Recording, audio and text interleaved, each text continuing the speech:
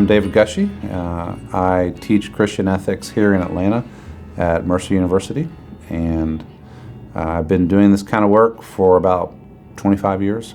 Do a lot of writing, do a lot of activism, a lot of speaking, and it's my heartbeat. So I love what I do, and I've never regretted getting into the work of being a scholar, pastor, activist in the field of Christian ethics.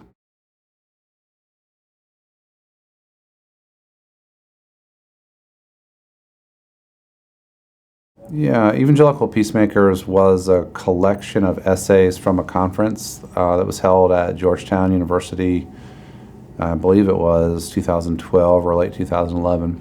And it was based on speeches that people gave at that conference on, all of them would be self-identified evangelicals, and it was on various aspects of peacemaking as an expression of evangelical Christianity, which is always important. I mean, I have a little bit of a tortured relationship with evangelicalism at this point, which I'd be happy to describe, but you know, I've been self-identified as an evangelical for 30 years, maybe 25 years. But these were various kinds of scholars and on the ground peace workers and people who've done some pretty brave stuff to try to make peace in some pretty out of the way places like Iran and Pakistan and Israel, Palestine, and as well as some theoretical stuff on, you know, the ethics of peace and war and peacemaking and so on. So it's a collection of those papers. And I think it ends up revealing a little bit of a different side to evangelical Christianity. I would describe it as less trying to convert everybody and more trying to love even the most remote, distant, and sometimes what for a lot of Americans would be seen as frightening neighbors. It's missions as peacemaking instead of missions as conversion. And about some pretty interesting interfaith dialogue on the Christian-Muslim frontier in particular. So it's a little book, but I think it makes a contribution.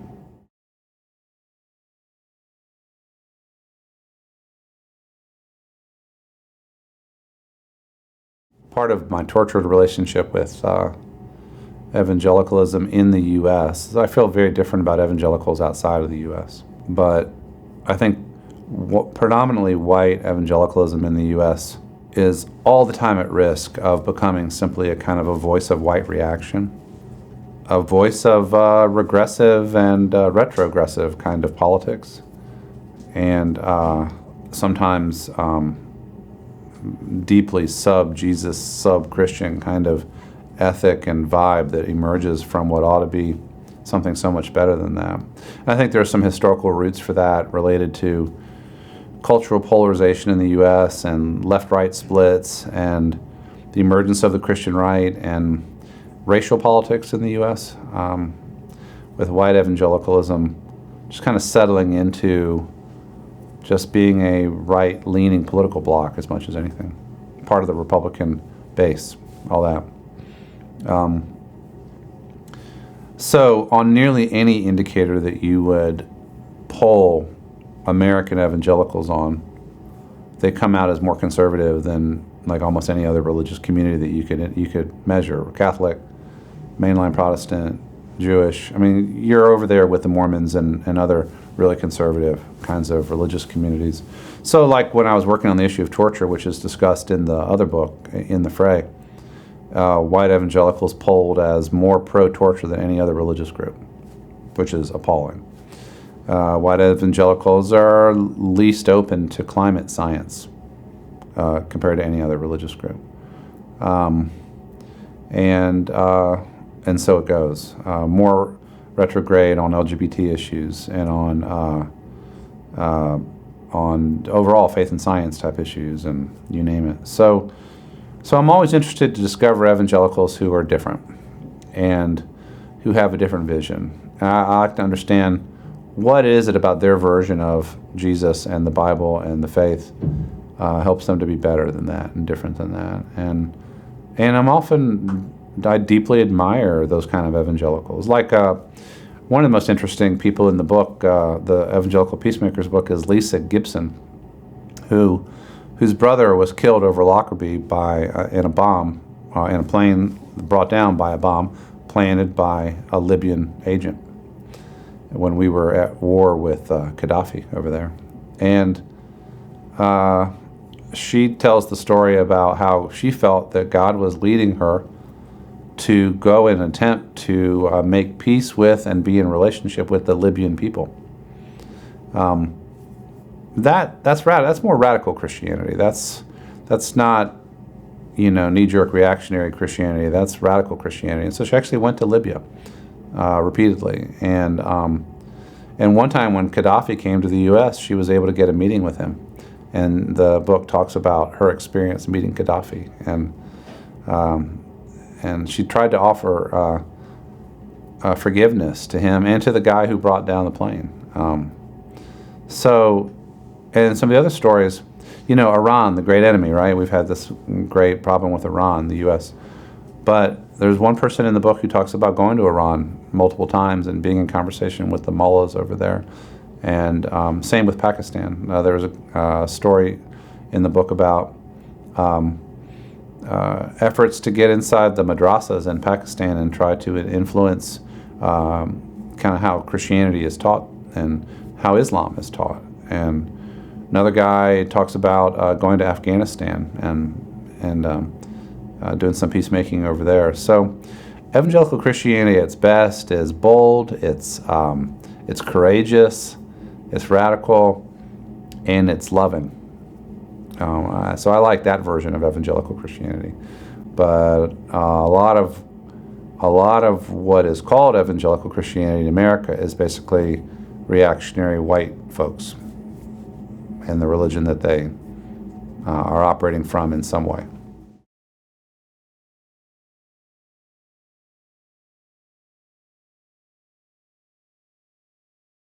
It helps to remember Franklin Roosevelt, as late or as recently as when he was president, said in a meeting, it was reported by a couple different people, he said, the United States is a white Anglo-Saxon Protestant country, and everyone else is here by sufferance.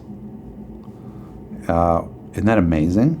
That is in 1943 or whatever. So, 1776, 1789, and it's a long time from there to 1943. But you still had the idea that this country belongs to white people and it belongs to Protestants and it belongs to people of European extraction. And it has been a long, slow, gradual pluralizing of the American population.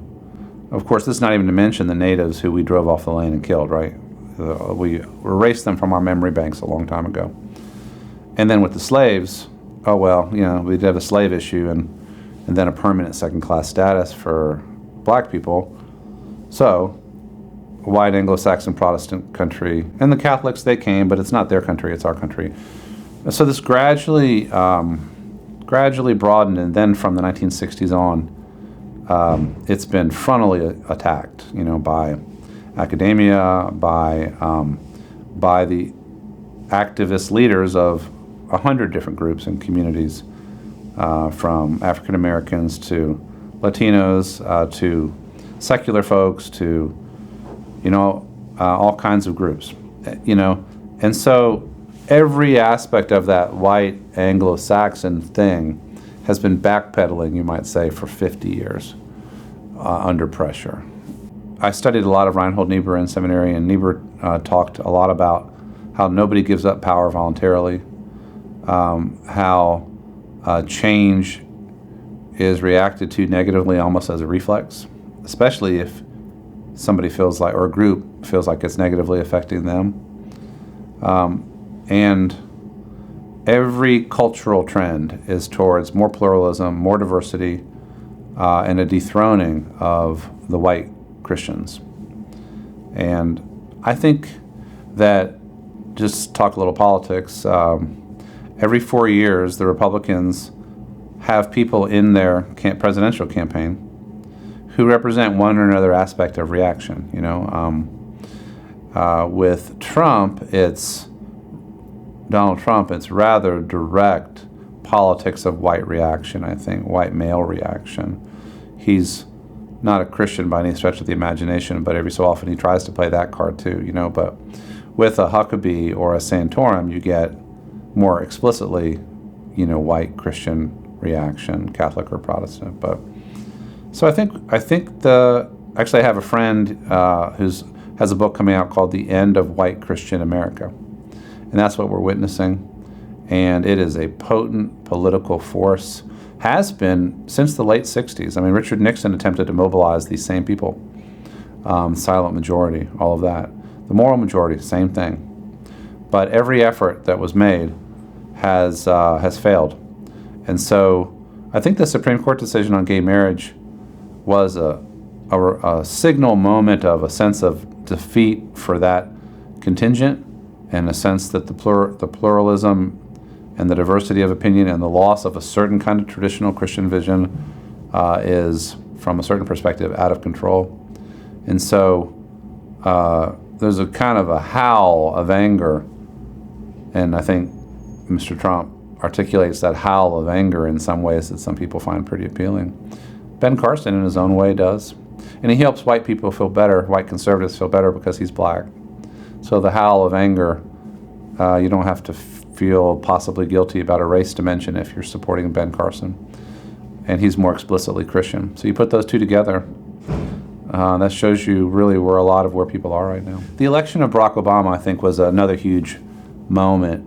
And then the re-election of Barack Obama was another huge moment in that, I heard white people say, especially older people, older than me, say, it is unthinkable that this country could have elected a black man president.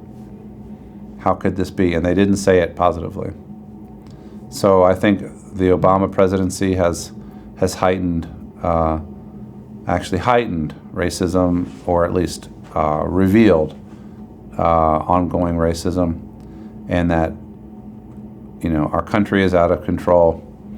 The gays are on the march, and black people are on the march, and we're electing black presidents, and our values are under assault, and I think it's a major factor in America right now. I don't think that's questionable.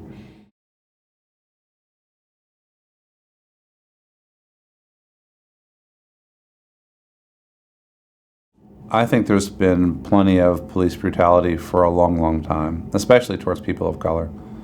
I read a series of books, wonderful books by Rick Perlstein on America, and basically in the 60s and 70s, featuring Goldwater, Nixon, and Reagan.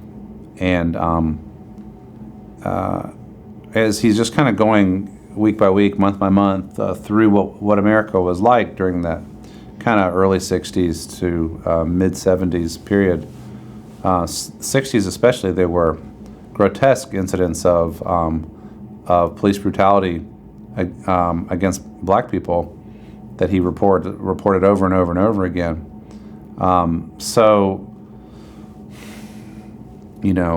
The police are supposed to provide public order, and they'll do a lot of things that they're supposed to do and often do well. But in many ways, the police represent a cross-section of society, and sometimes I think we see some fairly raw racism in what we have learned. I'm glad for the technology now that is revealing what's going on. I hope that it will lead to change. But yeah, whether it has spiked, I don't know. But it is certainly terribly revealing what we are seeing.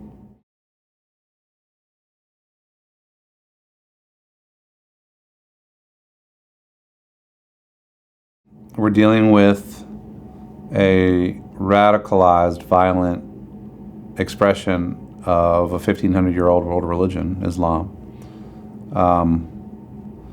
And it's today the group du jour is ISIS, and 10 years ago it was Al-Qaeda, and 10 years before that it was somebody else, and 10 years from now it might be somebody different. So it's not really so much about the group, but about the phenomenon.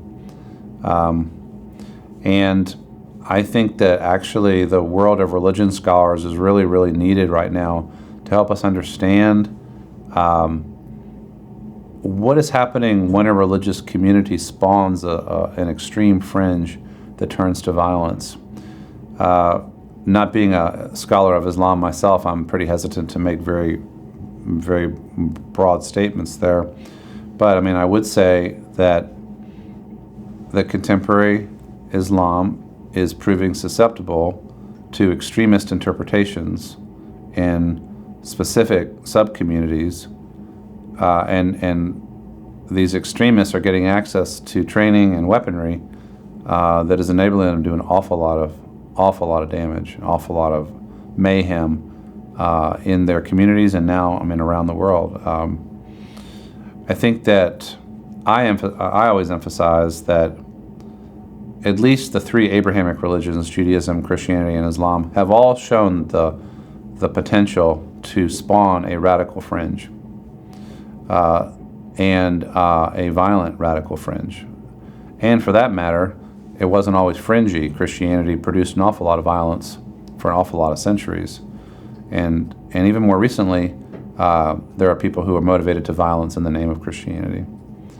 And in Judaism, it was interesting because they were essentially powerless for 2,000 years politically, but after the Holocaust and the birth of the modern state of Israel and the gradual emergence of the occupation of the West Bank and so on, now you have a kind of a religious extremist settler in Israel that share some of the same kind of propensity to violence in the name of God and the name of the political agenda that they're pursuing. So this is not solely a problem in Islam, at least these three religions. I know that.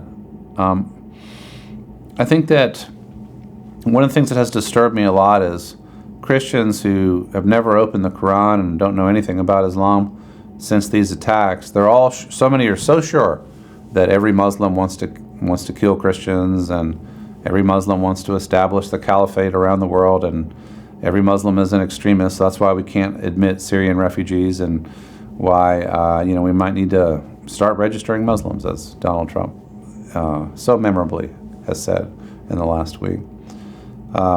The inability to distinguish between a religion and its the diversity of its expression, and a radical fringe versus the everyday person that you meet, in America, is breathtaking. But fear clouds people's judgment, and people get crazy and say crazy things.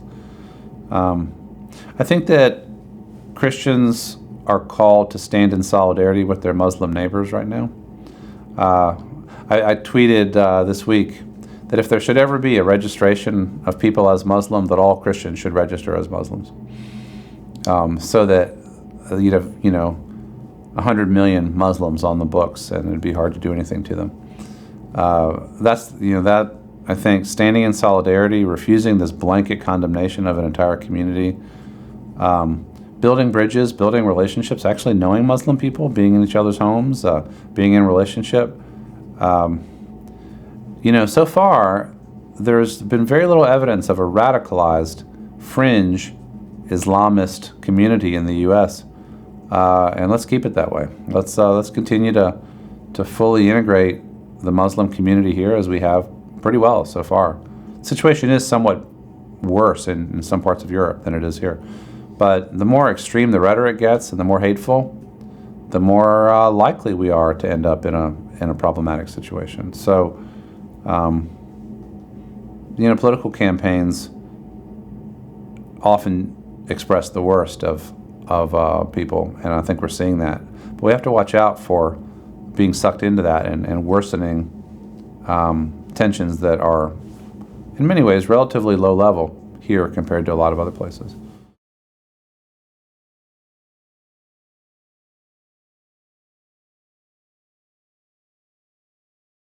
The more I hang out with Jesus, the better I do, that is reading, just soaking in the Gospels, and reading things by others who take me to Jesus, the Jesus of the Gospels, and being constantly reminded that the good news is of God's love for this broken world and in Jesus Christ. And Jesus does not disappoint me. The church often does. I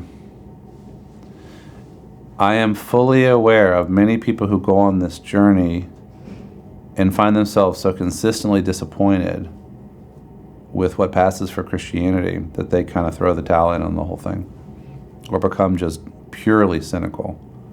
And I'm aware of that as a danger. I'm trying to run the race to the finish and not give up. I'm 53, been at it a while. I don't want to abandon ship now, you know. Also, my involvement in my local congregation, which is a very gospel-y kind of place, has been really important for me. I had an opportunity to go do something else this coming year that would have been lucrative, and I could not leave my humble local congregation. I need to be with my people. I need to be in community where a lot of good gospel stuff goes on, a lot of love, a lot of community, a lot of inclusion, a lot of Jesus type stuff. And so I would say staying close to Jesus and staying close to a meaningful gospel-shaped local congregation has been pivotal for me. But there are moments of great disillusionment and disappointment. I try not to allow myself to settle into a bitter place or a cynical place.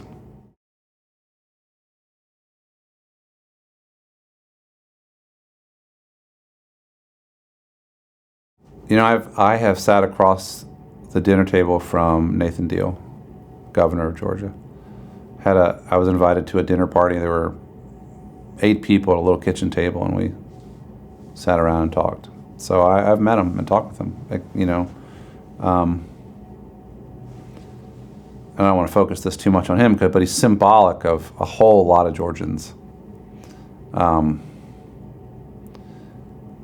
Devout Baptist Christian who reads his Bible and tries to live a good life and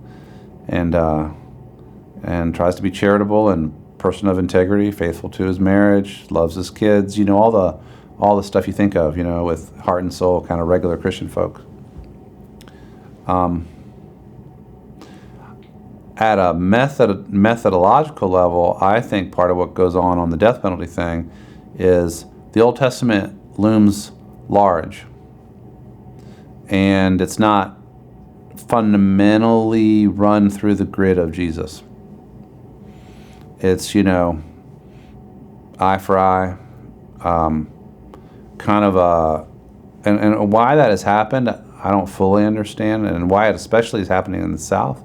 But there is more biblical literalism in the South, and you know, I wonder about.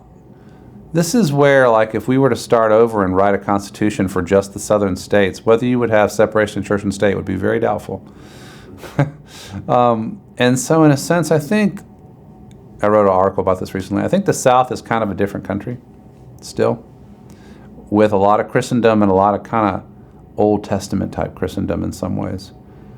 And so more of a, man, you know, you kill somebody, you need to have your life taken. Genesis 9:6, boom. You know, what to make of Jesus and the cross and the execution of, was it 11 of the 12 originally? You know, disciples and a history of martyrdom and everything you could possibly learn after that. Part of what turned me against the death penalty was, you know, I mean, I wrote about the Holocaust, which was state-sponsored mass killing. When you see what states do with the power to kill, it's not very pretty. So, you know, kind of a historical sense, a more Jesus-focused ethic, less trust in government.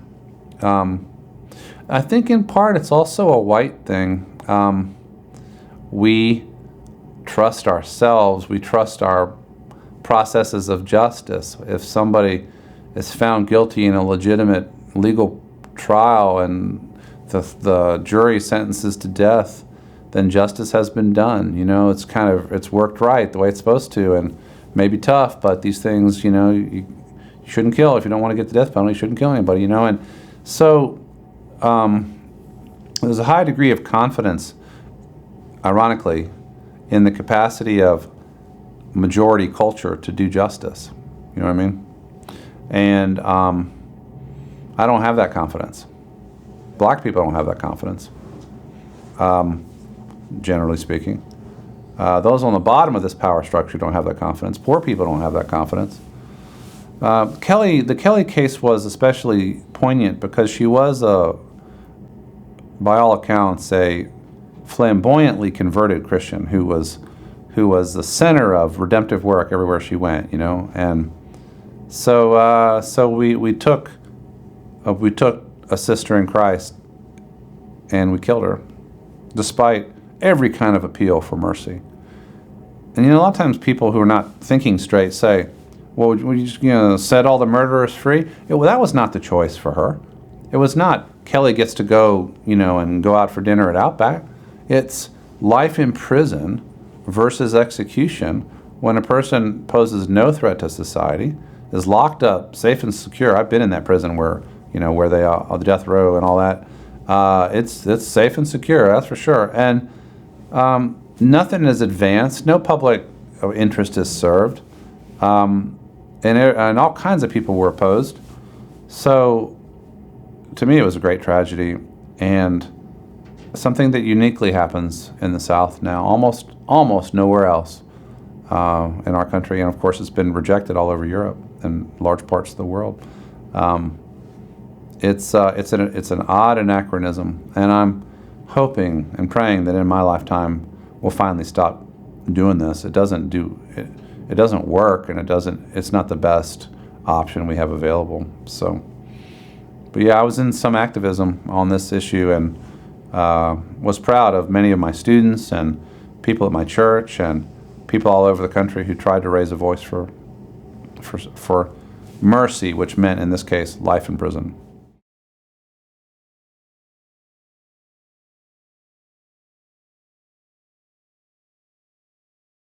That book, in a sense, is a life review book for me. What I did was to kind of take some of the things I've worked on from my doctoral dissertation, which was on Christians who rescued Jews during the Holocaust, all the way to the most recent work. So it's almost exactly 20 years of work, 1993 to 2013. And to trace a trajectory, so here's an essay on rescuers, and here's an essay on marriage. I worked on marriage issues some, and here's an essay on Rwanda genocide, and here's an essay on climate, and here's something on torture. I worked against torture when our country started torturing people, and on war, and then on up. I don't even remember what all the essays were, but it was meaningful to do this review and kind of do a greatest hits, and a lot of academics never have that opportunity because you'd write these little articles or bigger articles in different places, and then they disappear, never to be seen again, So this was a chance to pull it all together. And I would say that my work has really coalesced around some themes that I never knew were gonna become so central. But themes like the dignity and sacred worth of every person, the beauty but also the danger of religion, including Christianity, the paradox of violence as such a ubiquitous part of human life, but then violence as a solution to violence, leading to more violence with further violence and all of that. So the problem of violence, the surfacing all the time of people who are morally creative and imaginative and courageous, and I really like to study people who are different and who break through and who stand up for the least of these and who see things that other people don't see. The unique religious and political landscape of the U.S. and the way religion and politics have been so fused here, and what's now happening, all of that has been interesting to me. And then more recently, I've taken on LGBT inclusion and see some of the same dynamics. People of sacred worth and dignity often marginalized in the name of God, in the name of Scripture, and then who is able and willing to hear their cries and to stand in solidarity with them. And so you might say that my work is about dignity and suffering, and about trying to produce Christians who will respond to every person's dignity and to their suffering, and will try not to produce any more suffering, but instead will be life-giving and advance the gospel of life. So I have a plan up ahead to write a book on when Christians, trying to make sense of why Christians reading the same Bible so often end up in intractable conflict with each other. It's called Scripture versus Scripture. And maybe one more on the ethics of U.S. foreign policy, because that, I think we play such a huge role in the world, and that hasn't been really seriously examined in a while in the Guild by a Christian ethicist. So anyway, those are some of the things that I've worked on, and I think there's always more to do, but as I said at the beginning, it has been a very meaningful vocation of trying to bear witness to gospel-shaped Christian ethics, and I'm grateful to have had the platform and the opportunity over these years.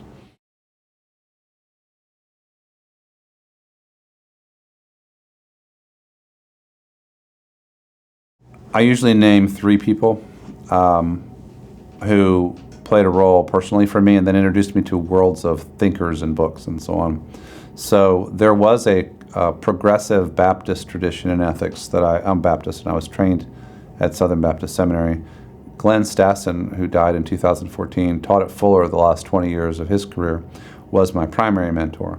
And he introduced me to not just a Baptist tradition in ethics, but a whole lot of other people, notably Bonhoeffer, who became so important for him and for me. Probably no thinker more influential in my trajectory than Bonhoeffer. And then Ron Sider, who wrote Rich Christians in an Age of Hunger and was a mentor of mine when I was doing my doctoral work. I was working for him. He introduced me to a kind of a center-left evangelical tradition that has remained influential for me. And a whole lot of people that I read through him. And then my main mentor at Union Seminary in New York, well, Union Seminary itself was a laboratory for me, but Larry Rasmussen, a Lutheran ethicist, was influential for me. So I would say there's been no substitute for the role of academic and professional mentors who themselves have imprinted a vision of integrity and of scholarship and of activism, all of them. They did all of those things. But also introduced me to the people that they read and the people who had been mentors for them. And you see that baton being passed from one generation to another. And I've tried to be a good mentor to my students too, so that the baton will continue to be passed. It can't ever end. You got to keep passing the baton and training up people and giving them good models. And nowadays, when I come to these professional meetings, I notice how the majority of people that I see walk in these halls are younger than I am. The baton is being passed, and I'm really committed to having a flourishing academy and Christian academy, you might say, for the next generation.